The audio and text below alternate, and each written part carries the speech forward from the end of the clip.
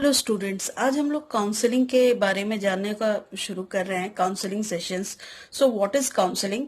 So it is a very broad frame of reference. बहुत ही इसका जो विस्तार है बहुत ज्यादा है, and it can mean everything from informal advice to the most complex interactions, and it revolves around the business of helping. तो बेसिकली हेल्पिंग ही काउंसलिंग होती है, and the problem situations arise in our interactions with ourselves, with others, with organizations and communities of life.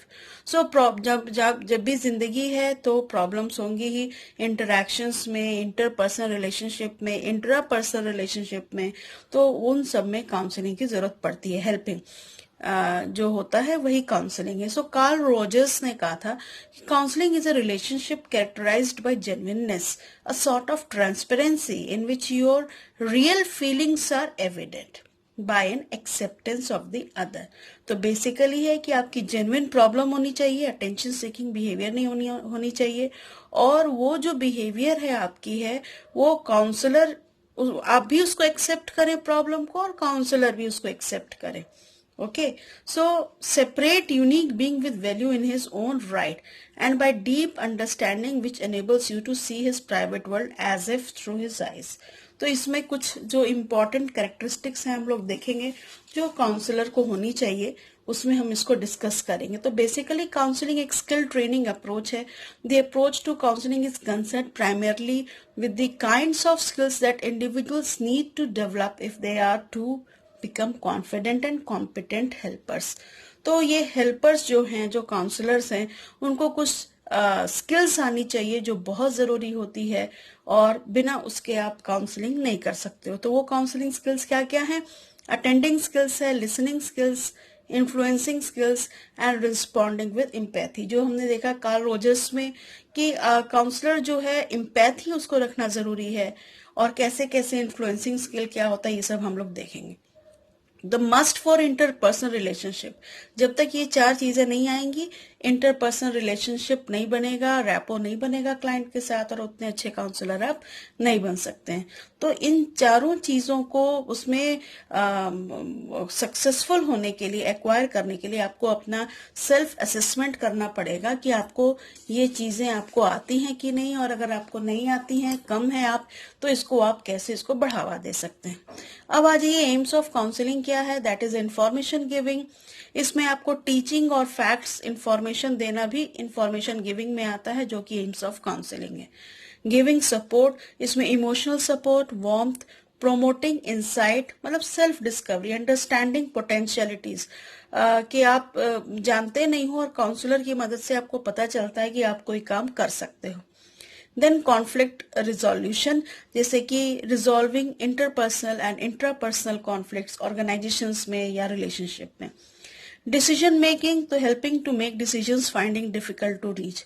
आप कौन से class में कौन सा स्ट्रीम लेना चाहते हो आफ्टर 10th, और इस टाइप के स्टूडेंट्स महसूस करते हैं, क्या प्रॉब्लम हो, कैसे काउंसलर के पास जाकर के और वो डिसीजन लेने में उनको हेल्प होती है. फिर प्रॉब्लम सॉल्विंग हो गया कि helping to make decisions finding difficult to reach.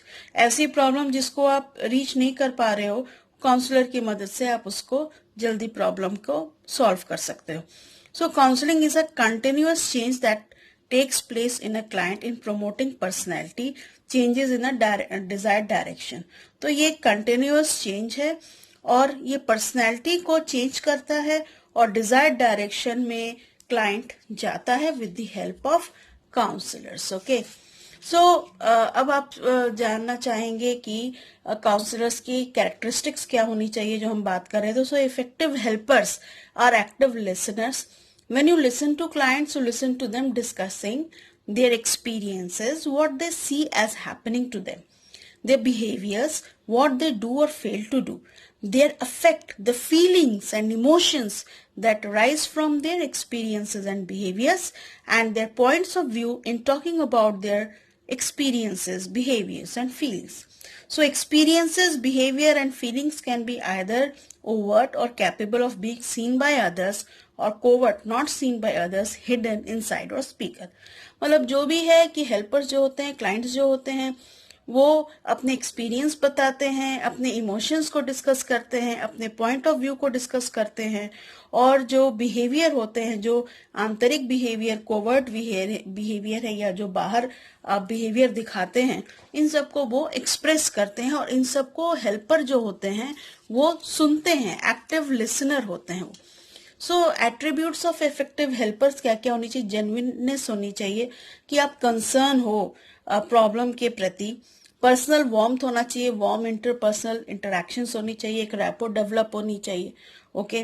Then client respect, positive regard होनी चाहिए, इररिस्पेक्टिव ऑफ रिलीजन और socio economic status like that, और या जेंडर, उन सब से हटके क्लाइंट को रिस्पेक्ट देनी चाहिए। सेंसिटिविटी टू ह्यूमन रिलेशंस ये होनी चाहिए, आपको सेंसिटिव होना चाहिए कि कैसा क्लाइंट फील कर रहे हैं, और उसके अकॉर्डिंगली आप उससे बिहेव कर सकते हैं। एम्पैथी होनी चाहिए, perceive clients problems from his perspective. So client self responsibility generate होती है, तो help the client to explore and assume self responsibility. Client खुद रिस्पॉन्सिबल होते हैं अपने कामों के लिए, और सिर्फ जो है हेल्पर वो उसे हेल्प करता है खोजने के लिए, एक्सप्लोर करने के लिए, और कंक्लूजन तक पहुंचने के लिए। And helping pragmatism, helpers should pursue their clients agendas and not their own. Clients are customers and deserve best. तो clients जो हैं customers होते हैं, वो बेस्ट डिजर्व करते हैं, और आपको उनकी प्रॉब्लम को सॉल्व करने में हेल्प करनी है, और ना कि आपको अपने प्रॉब्लम के बारे में उनकी प्रॉब्लम सुन के अपने प्रॉब्लम के बारे में नहीं सोचना चाहिए। फिर मिलते हैं नेक्स्ट वीडियो में काउंसलिंग से रिलेटेड ही। Thank you.